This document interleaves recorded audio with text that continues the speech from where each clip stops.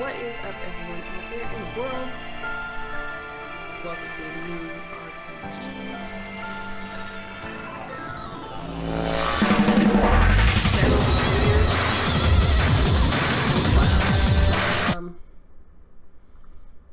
Let me actually put this down. Let's see.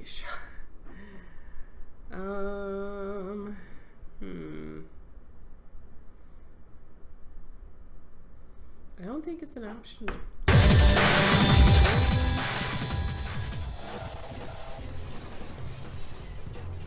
Let's just turn it down on that. So, this game is obviously called 9 Doors, 9 Persons, 9 Hours, 9 Persons, 9 Doors.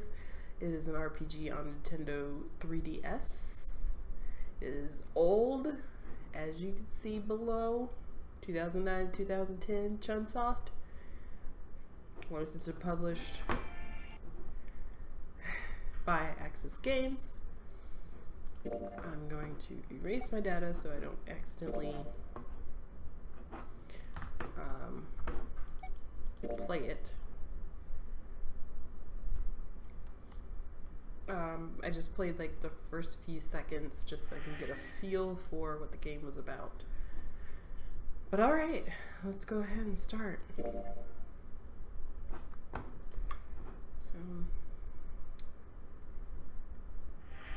Alright, so this is an RPG. Don't know if it has any horror aspects in it.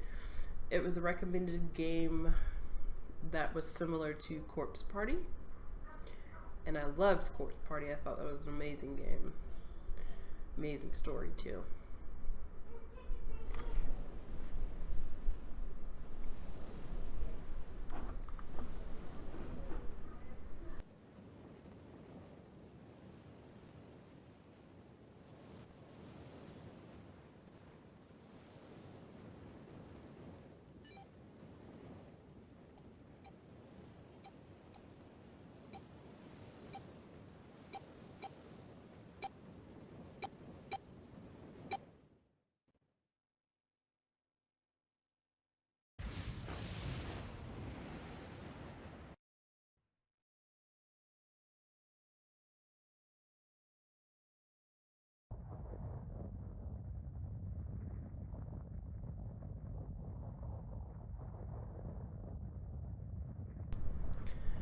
A loud noise startled Junpei awake, and his eyes snapped open. As they adjusted to the light, he realized that he didn't recognize his surroundings. Ow! With a crack, Junpei's head connected with something metal. He rolled over and threw out his hand to steady himself, but he found himself groping at empty air.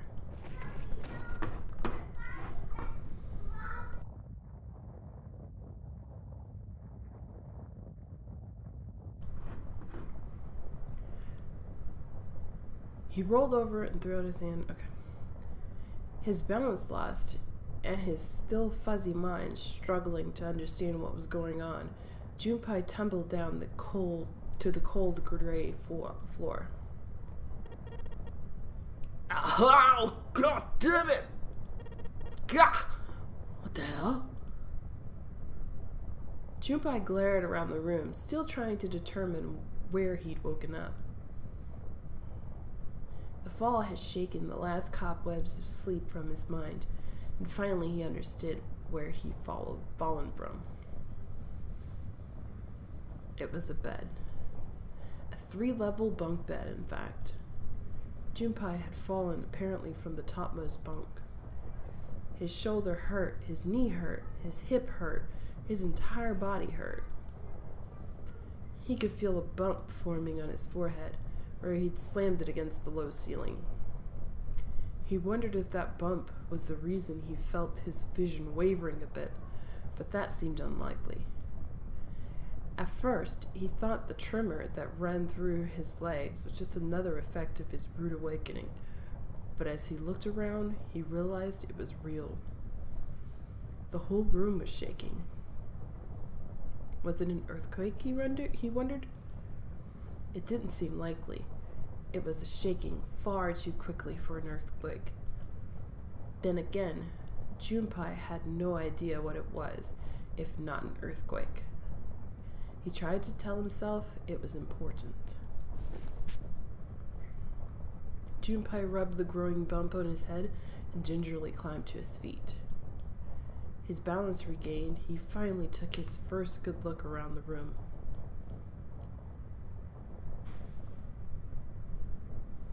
And muttered to himself, "Where am I?"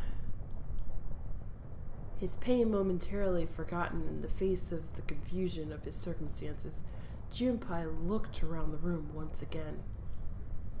Minutes passed while Junpei struggled to get his bearings. Then, as suddenly as they had begun, the tremors ceased. A cold silence fell over the room.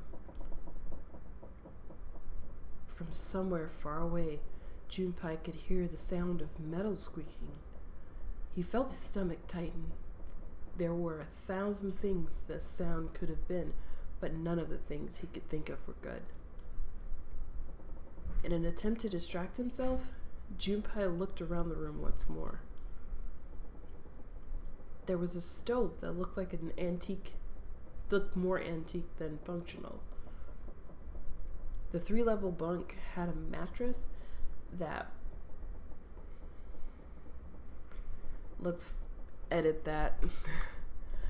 The 3-level bunk had a mattress that was so thin that they were a little more than blankets. On the other side of the room was an identical bed, and a set of wall between the beds was a slightly dirty iron door. The first thing Junpei noticed about the door was the number roughly emblazoned across it. On the surface of the door in red paint, someone had written 5. 5? What's this 5 mean? Suspicious and still utterly confused, Junpei approached the door slowly. Standing at last in front of the door, Junpei grabbed a hold of the L-shaped handle. A push yielded no movement, and a pull the same result. A few more tries cemented the truth in Junpei's mind. It wouldn't open. It didn't matter how much he pushed and shoved. The handle wouldn't budge. Next to the door was an odd-looking device that reminded Junpei of a card reader. It didn't take a genius to figure out the odd-looking device was keeping the door shut. Junpei knocked hard on the door. Hey! Hello? Is anyone there? Open the door! There was no response. Junpei threw his left fist into the door.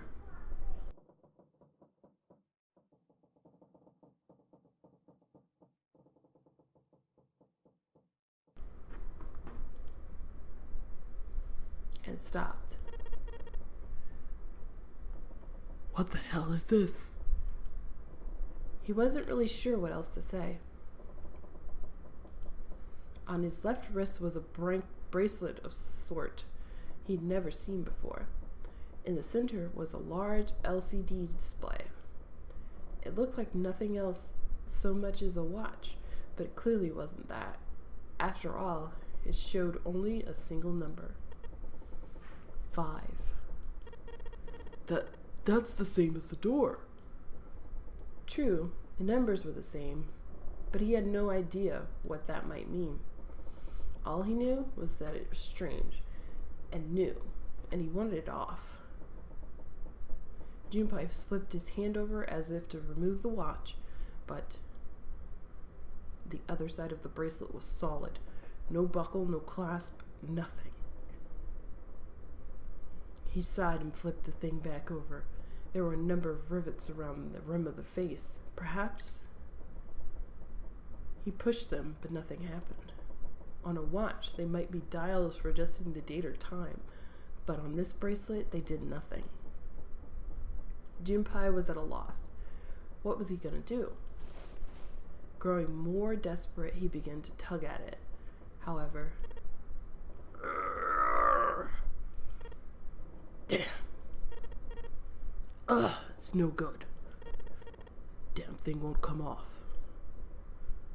A steel ring ran for the face around Junpei's wrist and back to the face. He wouldn't be pulling the bracelet off any time in the near future. What the hell is the deal with this thing?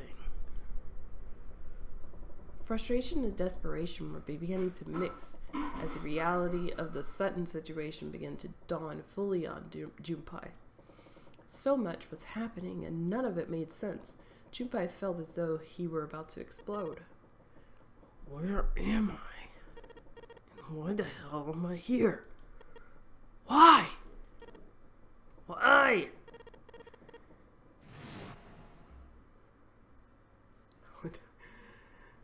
It was at that moment that he noticed the window. The window was round, rimmed and riveted brass like a window from an early 20th century ship. What? Wait, am I in a ship? Junpei walked slowly toward the window. He could see nothing beyond it but thick, impenetrable darkness. Junpei squinted, trying to see something, anything. It was at that moment. What the? You gotta be kidding me! What the hell's going on here?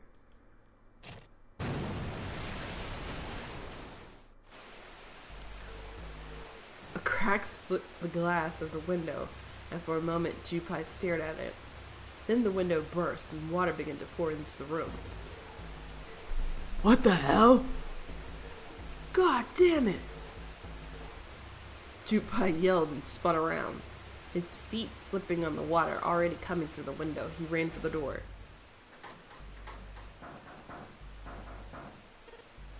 Hey! Anyone!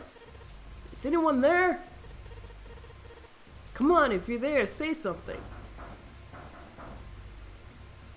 There was no reply.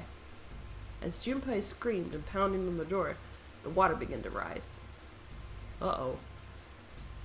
It was now ankle deep on the floor, rising quickly towards his knees. Things were not looking good for Junpei. Not good at all. He needed to find a way out, and quickly. Junpei ran a hand across his forehead, brushing the sweat off his eyes, and looked around the room.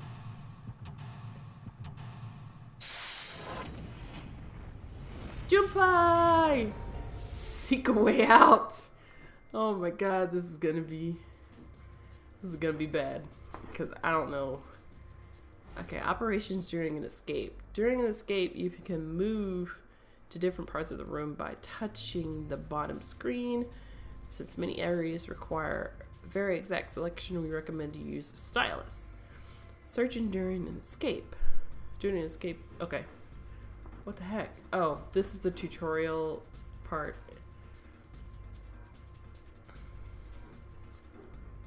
Okay.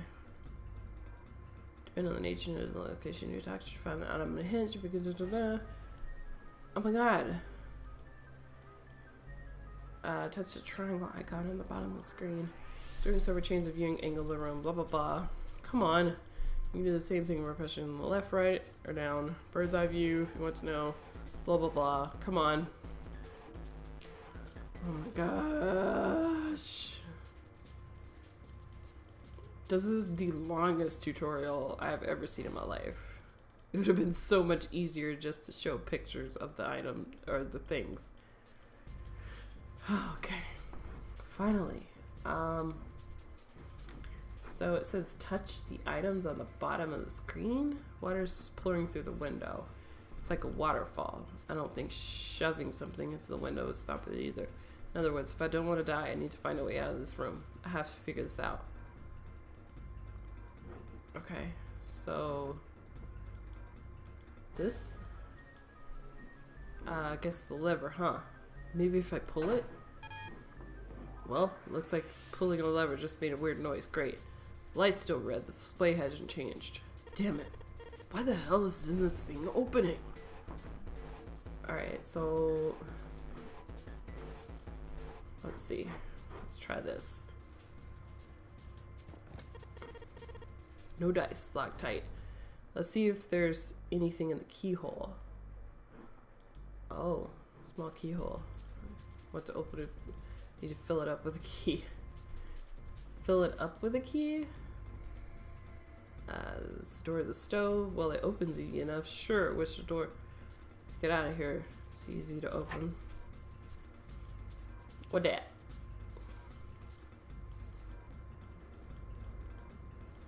Oh my gosh. Touching L. Okay. My gosh. Please, come on. This is like the most. This game is doing the most. Alright. A normal screwdriver doesn't seem to be anything special about it. Alright, so.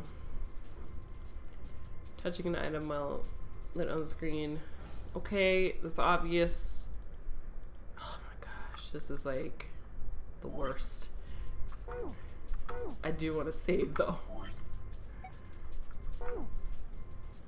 Rinse.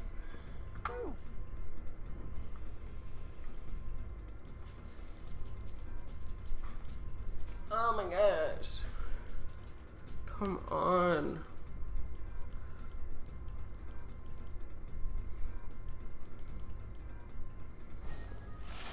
Jeez whiz. Alright, what's on this? Just like the boob. It was locked on this one too, it's not opening. Oh, let me out of here.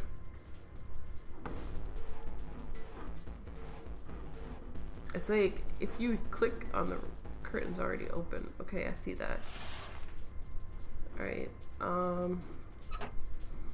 move back. Let's look on the bed. Not gonna find. Damn it! Is there anything I can use? Alright, so look at this. Picture frame. What the frick is that gonna do for me? Search. An old picture frame. There's a picture of a ship in it. There's screws keeping the back on. Ooh. Combine with that. Combining. Well, the screwdriver got the screws off easy enough. And here's the picture. Picture of an old cruise liner. Oh. What this?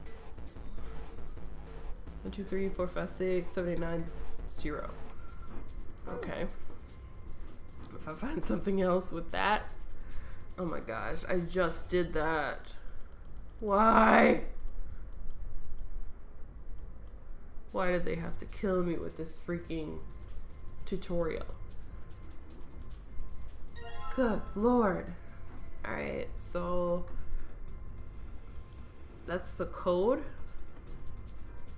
to whatever the little what do you call it?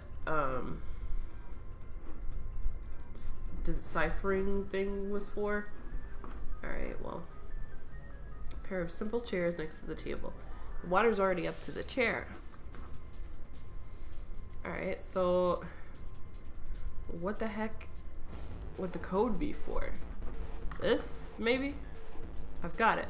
I'll pull off these sheets and shove them in the window. Maybe that'll stop the water. Alright. Alright, window. Let's see how you like this. Shoot, that's not going to happen. There's way too much water coming through there. No way the sheets are going to be enough to plug up that window. I guess there's only one way I'm going to live through this.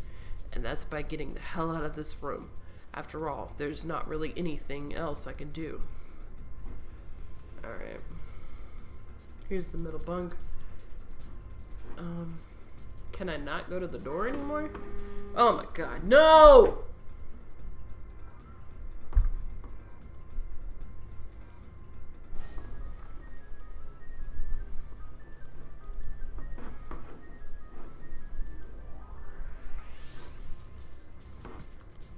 Okay.